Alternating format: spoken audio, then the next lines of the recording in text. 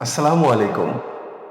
ধারাবাহিক জান্নাত চাই অনুষ্ঠানের কোরআন ও হাদিস থেকে আলোচনা অনুষ্ঠানে আপনাকে সুস্বাগতম। আজকে আমরা নিয়ত সম্পর্কিত একটি হাদিস শুনব। আল কামা ইবনু ওয়াক্কাস আল লাইসি রহমতুল্লাহ থেকে বর্ণিত, আমি ওমর ইবনুল খাত্তাব রহমতুল্লাহকে মিম্বরে দাঁড়িয়ে থেকে বলতে শুনেছি, আমি রাসূলুল্লাহ সাল্লাল্লাহু আলাইহি সাল্লামকে বলতে শুনেছি, প্রত্যেকটি কাজ মানুষের নিয়তের সাথে সম্পর্কিত।